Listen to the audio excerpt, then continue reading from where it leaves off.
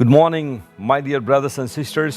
క్రీస్తునందు మాకు అత్యంత ప్రియులైన దేవుని ప్రజలందరికీ ఈ ఉదయకాల సమయంలో హృదయపూర్వకంగా శుభాలు ప్రకటిస్తున్నాను. మీకోసం మేము ప్రార్థన చేస్తున్నాం, మా కోసం మీరు ప్రార్థన చేస్తున్నారు. యేసుక్రీస్తు ప్రభువారు అతి త్వరగా రాబోతున్న రోజుల్లో మనం ఉన్నాం. దినము సమీపించే కొలది ఒకరినొకరు పురుకొల్పుకోమని దేవుని వాక్యంలో రాయబడింది కదా. దేవుని వాక్యాన్ని మనం తెరిచిన ప్రతిసారి పరిశుద్ధాత్మ దేవుని మనతో మాట్లాడుతున్నారు. ఆయన మాటలకు మనం లోబడినప్పుడు, ఆత్మదేవునికి మనం సంపూర్ణంగా సమర్పించుకున్నప్పుడు ఆయన నడిపింపును మరియు ఆయన అద్భుతాలను ఖచ్చితంగా మనం చూస్తూ ఉంటాం. ప్రతిరోజు దేవుని యొక్క దీవెనలు మీ మీద కృమ్మరించబడాలని పట్టుదలగా మీకోసం ప్రార్థన చేస్తున్నాం. దేవుని వాక్యాన్ని ఉన్నదన్నట్టుగా మీకు అందిస్తున్నాం. రాజమండ్రి క్రైస్ట్ వర్షిప్ సెంటర్లో కావచ్చు, మన బ్రాంచ్ సంఘాలు అనేక ప్రాంతాల్లో నెలకొల్పుతున్నాం. వాటన్నిటిలో కూడా దేవుని వాక్యం ఉన్నదన్నట్టుగా బోధించబడడం ద్వారా చాలామంది ప్రభువు కోసం గొప్ప నిర్ణయాలు తీసుకుంటున్నారు. ఆ నిర్ణయాల్లో వారు ముందుకు కొనసాగడం ద్వారా గొప్ప అద్భుతాలు అనేక మంది చూస్తున్నారు. మీ అందరూ కూడా దేవునిలో స్థిరపడాలని మీకోసం పట్టుదలగా ప్రతిరోజు ప్రార్థిస్తున్నాను. ఈరోజు వాగ్దానం కోసం కనిపెడుతున్నారు కదా. మీ దగ్గర బైబిల్ ఉంటే తెరవండి. కీర్తన గ్రంథం 85వ కీర్తన 9వ వచనం చదువుకుందాం. Psalm 85 and verse 9. మన దేశంలో మహిమ నివసించున్నట్లు ఆయన రక్షణ ఆయనకు భయపడు వారికి సమీపముగా ఉన్నది.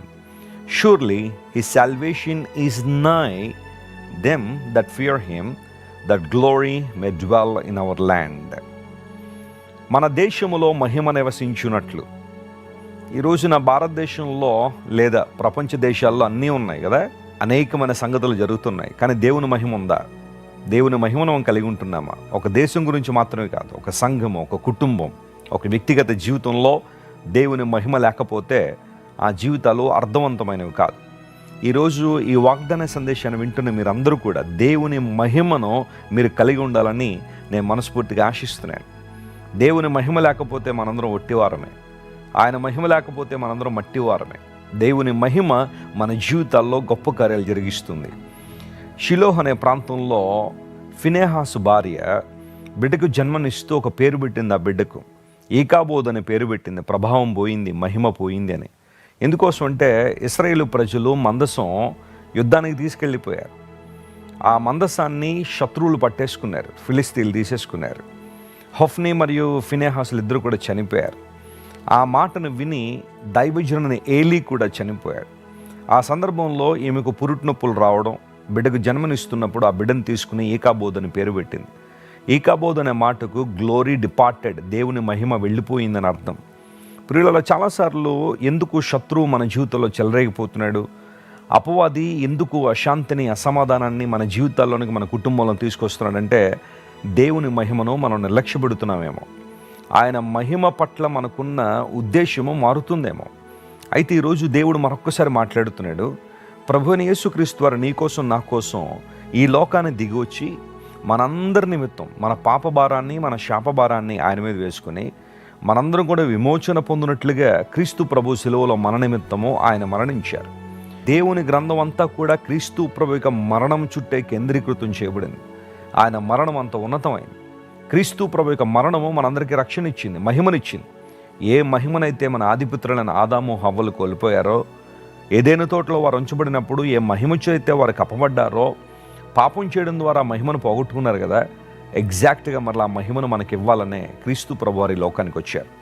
విశ్వాసం ద్వారా ఎవరైతే యేసు ప్రభువును అంగీకరిస్తారో, ధర్మశాస్త్ర సంబంధన క్రియల ద్వారా మనలో ఏ ఒక్కరూ నీతిమంతులుగా తీర్చబడలేము, దేవుని మహిమను పొందలేం. కానీ యేసు క్రీస్తు ప్రభు నుండి విశ్వాసం ఉంచుట ద్వారా, ఆయన యందు నమ్మిక ఉంచడం ద్వారా మాత్రమే మనం రక్షణలోనికి నడిపించబడుతున్నాం. దేవుని మహిమ మరలా పునరుద్ధరించబడింది. ఈరోజు మనం మహిమ కలిగిన వ్యక్తులుగా జీవించడానికి ప్రభు సహాయం చేస్తున్నాడు.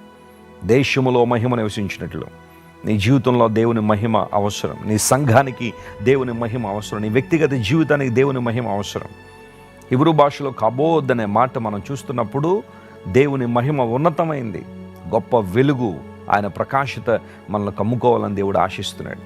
ఈరోజు అడుగుతా, ఒకవేళ నీ జీవితం అంతా ఎండిపోయినట్టుగా, నీ కుటుంబం అంతా కూడా వాడబారిన జీవితం, ఎండిపోయిన అనుభవాలు నీ జీవితంలో ఉంటే, దేవా నీ మహిమతో మమ్మల్ని నింపునాయనని ప్రార్థన చేయండి. ఆయన వైపు చూడండి, బలమైన కార్యాలు దేవుడు జరిగిస్తాడు. ఎప్పుడైతే దేవుని మహిమ నీ మీద నింపబడి ఉంటుందో, ఆయన ప్రకాశతకు నువ్వు చోటిస్తున్నావో, నీ జీవితం మునుపటి వలె ఉండబోవట్లేదు. ఆమేన్. మునుపటి వల్ల నీ జీవితం ఉండదు. నీ మాటలు, నీ క్రియలు, నీ చేతలు, నీ ప్రవర్తన సమస్తం కూడా దేవునికి మహిమను తీసుకురావడం మాత్రమే కాకుండా నీ చుట్టూ ఉన్న అనేక మందికి ఆశీర్వాదాన్ని దేవుని తీసుకొస్తాను. మీరందరూ అట్టి విధానంలో ముందు కొనసాగాలనే నా ప్రార్థన, దేవుని సేవకు నేను అభిలాషతే. ఆయనకు భయపడు వారికి ఆయన రక్షణ సమీపంగా ఉంది అనే మాట అక్కడ వాడాడు. బైబిల్ గ్రంథంలో ప్రియులారా, రక్షణ అనే మాట 3 ప్రాముఖ్యమైన విషయాల్లో మనకు విశదపరచబడింది. ఒకటి, రక్షణ యేసుక్రీస్తు ప్రభువునందు విశ్వాసం ఉంచడం ద్వారా మనందరం రక్షణ పొంది ఉన్నాము. రెండవది, రక్షణ పొందుచూ ఉన్నాం అనగా ఈ పాప భయంకరమైన పరిస్థితుల్లో మనం జీవిస్తున్నప్పుడు అనుదినము కూడా పాపపు శక్తి నుండి మనం విడుదల పొందడానికి రక్షించబడుతూ ఉండాలి. దాన్ని శాంక్టిఫికేషన్ అన్నారు.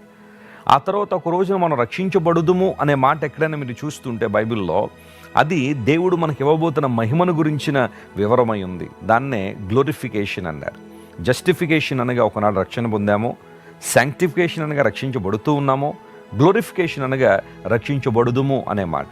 బైబిల్ ఎప్పుడైనా ఆ మాటలు చదువుతున్నప్పుడు మీరు అవగాహనలోకి రావాలి. ఆయనకు భయపడు వారికి దేవుని రక్షణ సమీపంగా ఉంది. ఈరోజు నువ్వు నిజంగా దేవునికి భయపడుతున్నావా? భయపడడం అంటే దేవుడు ఒక ఆయుధాన్ని పట్టుకొచ్చి మనల్ని పొడిచేస్తాడనో, లేకపోతే ఆయన మన చర్మాన్ని ఒలిచేస్తాడనో ఈ రకమైన భయం కాదు. గౌరవప్రదమైన భయం, దాన్ని రెవరెన్షియల్ ఫియర్ అన్నారు. దేవుడు అంటే మన భయం ఉన్నప్పుడు గౌరవప్రదమైన భయాన్ని మనం కలిగి ఉండి, దేవునిలో దీన మనసు కలిగి ఉండి ఆయన ఆరాధిస్తాం, ఆయన సేవిస్తాం. అలాంటి పరిశుద్ధమైన భయములో, పరిశుద్ధమైన భయభక్తులతో మనం జీవించాలనే దేవుడు ఆశిస్తున్నాడు. దేవుడు నేను రక్షిస్తున్నాడు. ఈరోజు ఏ కీడుల్లో నువ్వు పట్టబడి ఉన్నావో, ఏ పన్నాగముల్లో నువ్వు పడి ఇబ్బంది పడుతున్నావో, ఏ బ్లాక్మెయిలింగ్లో నీ జీవితంలో భయంకరమైన శోధన ఎదుర్కొంటున్నావో, ఒకవేళ నీ జీవితంలో ఫెయిల్యూర్స్ని ఎదుర్కొని ఇంక ఇదే నా జీవితంలో ఆఖరి అవకాశం ఉండే, ఆఖరి ప్రయత్నం, ఇది కనుక ఫెయిల్ అయితే ఇంక నేను బ్రతకను అన్న నిరాశ, నిస్పృహలు నువ్వు వచ్చేసి ఉంటే, ప్రియ దేవుని బిడ్డ వినో, దేవుడు నీకు రక్షణ ఇవ్వడానికి ఆయన సిద్ధంగా ఉన్నాడు. ఆయన నిన్ను కాపాడుతున్నాడు, భద్రపరుస్తున్నాడు. ప్రతి కీడు నుండి నేను విడిపించి ఉన్నతమైన స్థలంలో దేవుడిని నిలబెడతాడు. ఆయన మహిమతో, ఆయన రక్షణతో నువ్వు అలంకరించబడగలిగితే అంతకన్నా గొప్ప విషయం మరొకటి లేదు. కళ్ళు మూసుకొని ప్రార్థన చేసుకుందాం. ప్రేమగల తండ్రి, నీవు మాకు మహిమను మరియు రక్షణను దయచేసే దేవుడు గనుక నీకు వందనాలు. మాకు ఏది అవసరమో, మా ఆధ్యాత్మిక జీవితాలకు ఏది ప్రయోజనమో వాటిని అనుగ్రహించే దేవుడు గనుక నీకు స్తోత్రాలు చెల్లిస్తున్నాం. ఈరోజు ఎంతమంది అయితే ఈ వాగ్దాన సందేశాన్ని వింటున్నారో మా ప్రియులందరినీ బలమైన నీ అభిషేకంతో తాకండి, నీ శక్తితో నింపండి అయ్యా. ఎవరెవరు ఏ అవసరాలతో నీ వైపు చూస్తున్నారో, ఏ అద్భుతాలు వారి జీవితంలో జరగాలని కోరుకుంటున్నారో వాటిని మీరు నెరవేర్చండి, కనికరించండి. ఘనత మహిమ నీకే ఆరోపిస్తూ యేసు నామం పేరిట అడిగి వేడుకొనిచున్నాం తండ్రి. Amen, amen. God bless you dear friends. Have a wonderful day. Thank for watching. Please subscribe, like, comment and share.